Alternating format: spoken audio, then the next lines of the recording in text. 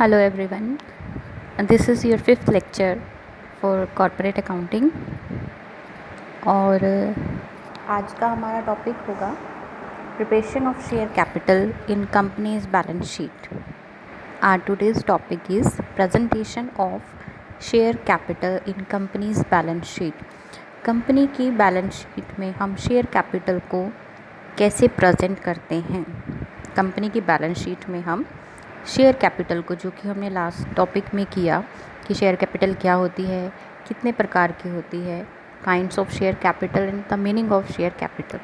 तो अब हमें देखना है कि कंपनी के बैलेंस शीट में हम शेयर कैपिटल को किस प्रकार से प्रेजेंट करेंगे.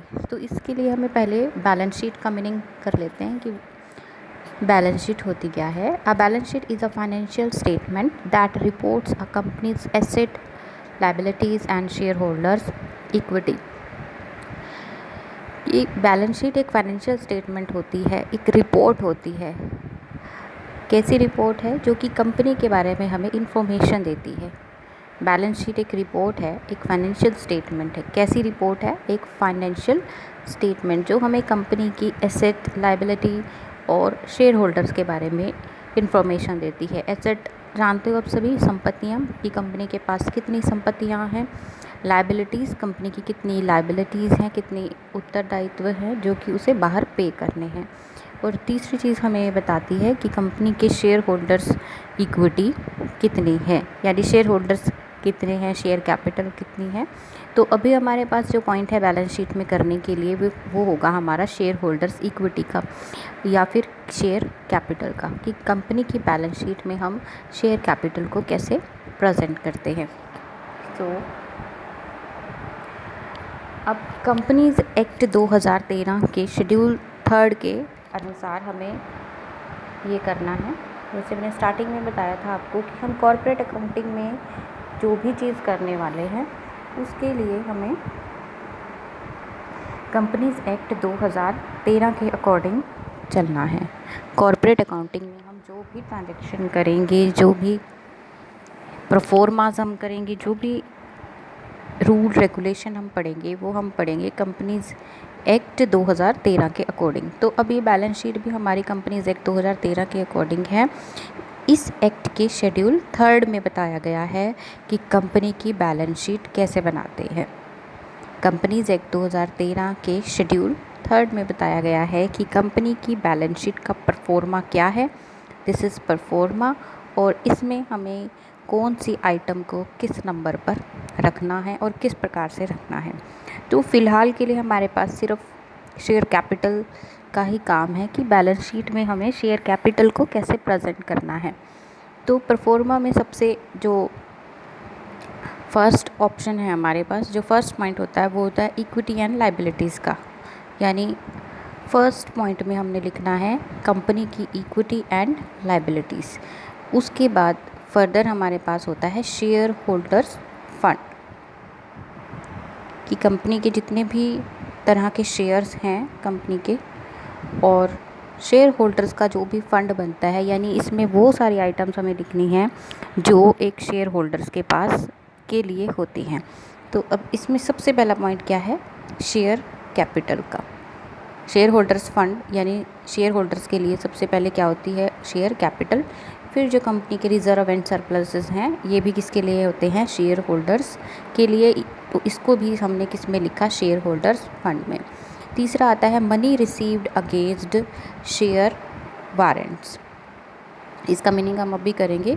पहले आप देखिए कि शेयर कैपिटल के बाद हमने स्टार लगाया है. इस स्टार का मतलब हमें यहाँ पर दिखाई दे रहा है कि what is the meaning of share capital and what is the meaning of this star. ये स्टार क्यों है? कि कोई ना कोई रीज़न होगा कि शेयर कैपिटल के लिए जो हमने यहाँ अमाउंट लिखी है और यहाँ अमाउंट लिखी है वो हमने कैसे कैलकुलेट करी है. तो हम उसको कैसे कैलकुलेट करेंगे? Share capital are to be provided in notes to accounts.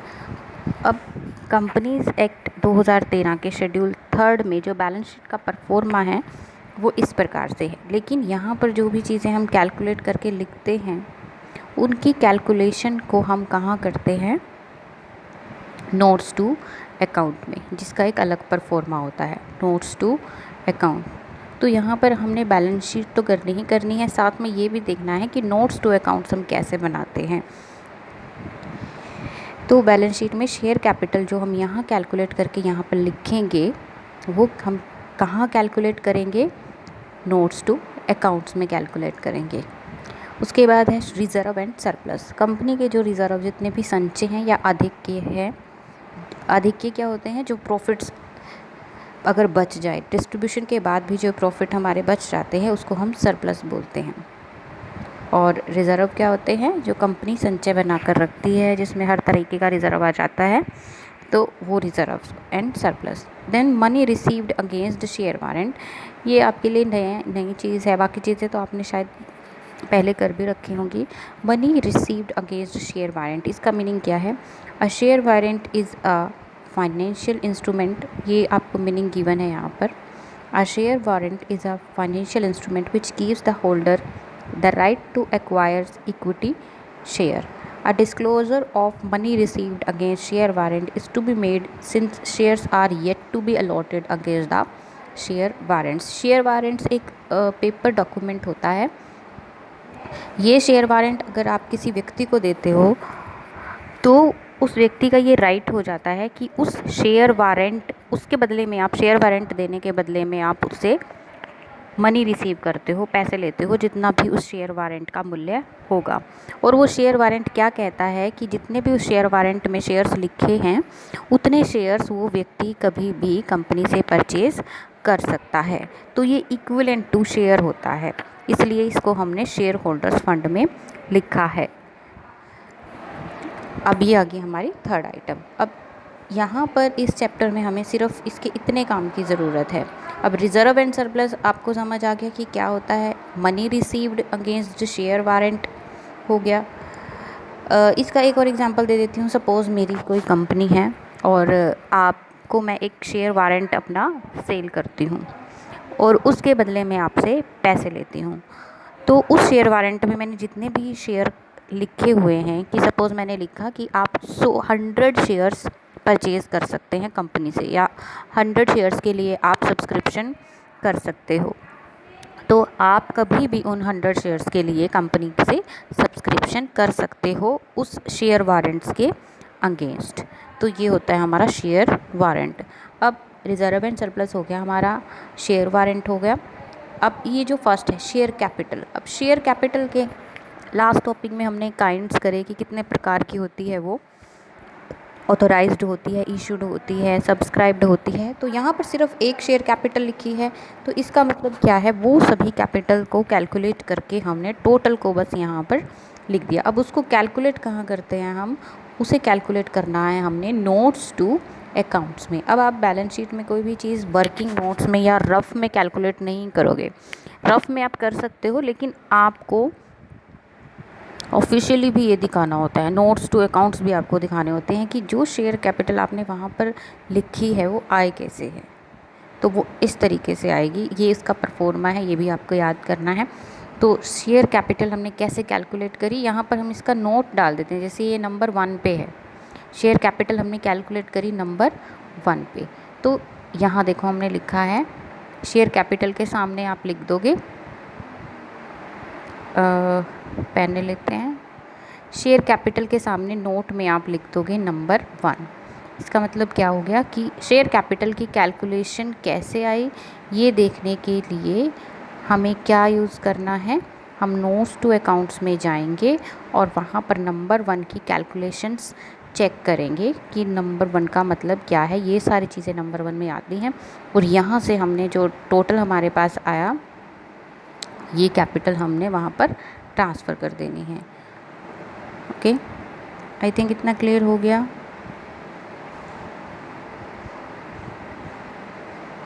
अब नेक्स्ट चलते हैं कि हमने कैसे कैलकुलेट किया शेयर कैपिटल को। ऑथराइज्ड कैपिटल में पहले इक्विटी शेयर कितने हैं और कितने का एक शेयर है, यहाँ पर लिखेंगे हम कि कितने इक्विटी शेयर हैं और कितने का एक शेयर है। सपोज़ 10,000 इक्विटी शेयर और 10 रुपये का एक शेयर है, तो ये हमारी क्या हो गई, ऑथोराइज्ड कैपिटल, इसको हम यहाँ पर लिख देंगे। अब इसी तरह से अगर प्रेफरेंस शेयर भी हैं कंपनी के, तो कितने प्रेफरेंस शेयर हैं, सपोज़ करते हैं 9000 प्रेफरेंस शेयर एंड ₹10 ईच। उसके बाद इसके टोटल को यहाँ पर लिख देंगे। ये हो गई हमारी ऑथोराइज्ड कैपिटल। उसके बाद है इश्यूड कैपिटल, कि इस ऑथोराइज्ड कैपिटल में से कंपनी ने कितनी कैपिटल इशू करी है, इसका मीनिंग हम कर चुके हैं। फिर इस इशूड कैपिटल में से कितनी कैपिटल को सब्सक्राइब किया गया है।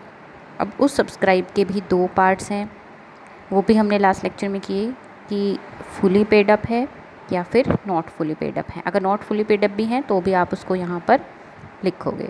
उसके बाद इसमें से हमने लेस कॉल्स इन एरियर्स, ये भी हमने किया लास्ट लेक्चर में। कॉल्स इन एरियर्स क्या होती है कि कंपनी ने सपोज़ 100 रुपीज़ मंगाए हैं, लेकिन अभी शेयर होल्डर ने 80 रुपीज़ ही पे करे हैं, 20 रुपीज़ उसने पे नहीं करा, यानी ये क्या है, हमारी कॉल इन एरियर।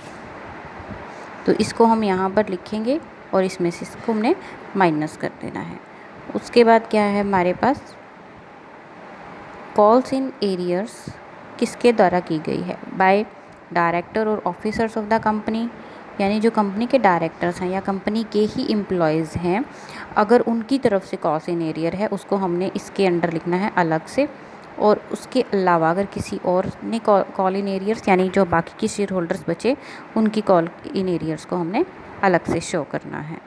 उसके बाद इसमें हमने ऐड कर देना है फॉरफिटेड शेयर।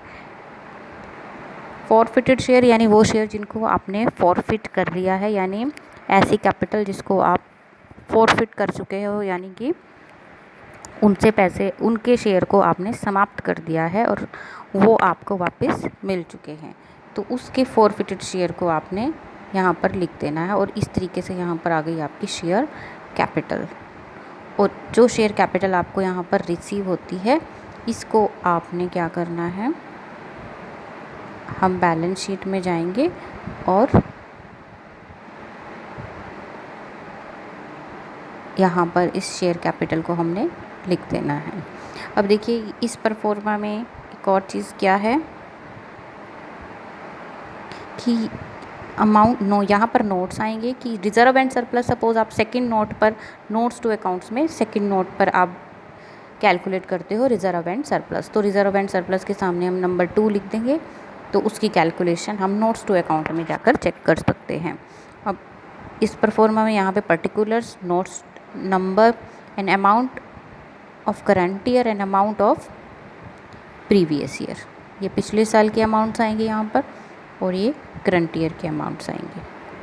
तो इस तरीके से हमने अपने शेयर कैपिटल को बैलेंस शीट में इस ढंग से हम प्रेजेंट करेंगे। ये है हमारा कंपनीज एक्ट 2013 की शेड्यूल 3 के अकॉर्डिंग बैलेंस शीट का परफॉर्मा, कि हमने शेयर कैपिटल को बैलेंस शीट में कैसे प्रेजेंट करना है। अब यहाँ पर हम क्या लिखते हैं, बैलेंस शीट ऑफ XYZ, यानी जिस भी कंपनी की ये बैलेंस शीट होगी उसका नाम यहाँ पर आ जाता है। ये परफॉर्मा वो बैक में परफॉर्मा था, और ये नोट्स टू अकाउंट्स अगर आप प्रिपेयर करोगे तो ये नोट्स टू अकाउंट्स भी आपको कंपलसरी बनाने पड़ेंगे। इसका परफॉर्मा भी आपको याद करना पड़ेगा कि कैसे कैलकुलेट करना है। और अगर एग्ज़ाम में आपको ये शो करना पड़ेगा कंपनी की, जैसे आप प्रैक्टिकल क्वेश्चन करेंगे जब हम, तो कंपनी की बैलेंस शीट आप जब बनाओगे तो उसके नोट्स टू अकाउंट्स भी आपको बनाने होंगे। नेक्स्ट चलते हैं कैपिटल रिजर्व। अब कैपिटल रिजर्व क्या होती है, the reserve which are created out of capital profit, ऐसे संचय जो कि पूंजीगत लाभों में से बनाए जाते हैं। ऐसे संचय जो पूंजीगत लाभों में से बनाए जाते हैं उनको हम कैपिटल पूंजीगत संचय कहते हैं।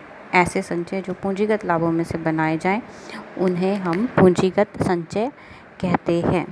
अब पूंजीगत लाभ क्या होते हैं, ऐसे लाभ जो कि आपको ये नहीं है कि इस साल आपको लाभ हो गया तो वो पूंजीगत लाभ हो गया, नहीं, ऐसे लाभ जो बार बार नहीं होते, होते कई सालों में एक बार हैं, 2-3 साल में एक बार लेकिन उनसे जो प्रॉफिट है वो आपको कई साल तक लाभ देता है। The reserves which are created out of capital profit, पूंजीगत लाभों में से बनाया गया लाभ पूंजी संचय कहलाता है और इसका इफ़ेक्ट लॉन्ग टर्म तक रहता है। अब ऐसे कौन कौन से रीजंस है या कौन सी आइटम्स है जिनसे आपको कैपिटल प्रॉफिट होता है और उसमें से आप कैपिटल रिजर्व बना सकते हो। तो फर्स्ट नंबर पे है profit on sale of fixed asset. अगर आप स्थायी संपत्तियों को बेचते हो, आपकी कोई पुरानी एसेट पड़ी है उसको आप सेल करते हो और उस पर आपको प्रॉफिट होता है, तो वो होता है हमारा capital profit. Profit on revaluation of asset, अगर आपकी कोई एसेट रीवैल्यू, उसका पूर्व मूल्यांकन आपने किया है और पूर्व मूल्यांकन होने से उसका जो रेट है या उसका जो मार्केट प्राइस है उसकी वैल्यू बढ़ जाती है, तो वो भी आपके लिए कैपिटल प्रॉफिट है। Then premium on issue of share and debenture, अगर आप शेयर और डिबेंचर्स को शेयर या डिबेंचर्स को आप इशू करते हो प्रीमियम पर, यानी प्रीमियम पर इशू करने का मतलब क्या होता है कि 100 रुपये का एक शेयर है और उसको आप 110 रुपये में इशू करते हो।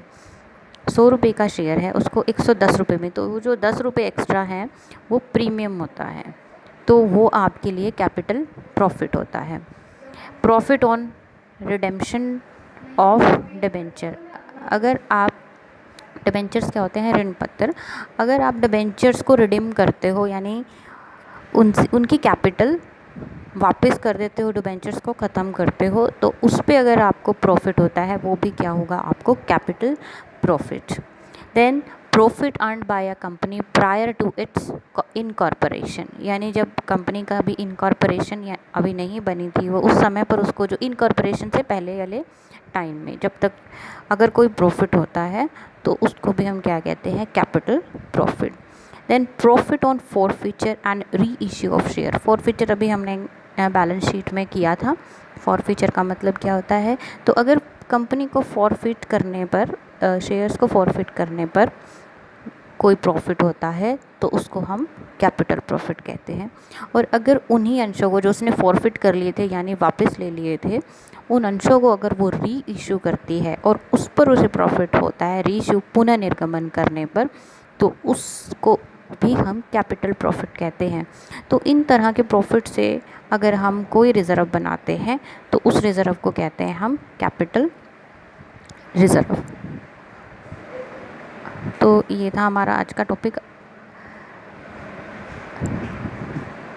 टॉपिक का नाम क्या था, presentation of share capital in companies balance sheet, कि कंपनी की बैलेंस शीट में हमने शेयर कैपिटल को कैसे प्रेजेंट करना है। तो कैसे प्रेजेंट करना है, इस परफॉर्मा में, ये परफॉर्मा आपको करना है कंपनीज एक्ट 2013 के अनुसार शेड्यूल 3 में, और ये नोट्स टू अकाउंट है, ये भी शेड्यूल 3 का ही पार्ट है। इसको ये मत समझना कि ये वर्किंग नोट्स हैं, ये रफ़ काम है, ये रफ़ नहीं है। अगर आप कहीं बैलेंस शीट बना रहे हो तो साथ में आपको नोट्स टू अकाउंट्स भी बनाने हैं। उसके बाद कैपिटल रिज़र्व, कैपिटल प्रॉफिट में से बनाए जाने वाले रिज़र्व को हम क्या बोलते हैं, कैपिटल रिज़र्व। और हमारे कैपिटल प्रॉफिट्स कौन से होते हैं, ये वाले हमारे कैपिटल प्रॉफिट्स होते हैं। इसको अच्छे से याद कर लेना। अब नेक्स्ट टॉपिक करेंगे हम नेक्स्ट लेक्चर में। और जितना काम आपको कराया है वो आपने गूगल क्लासरूम पे चेक कर लेना है, और वहाँ पर आपको होमवर्क भी दिया जा रहा है, वो होमवर्क आपको करना है।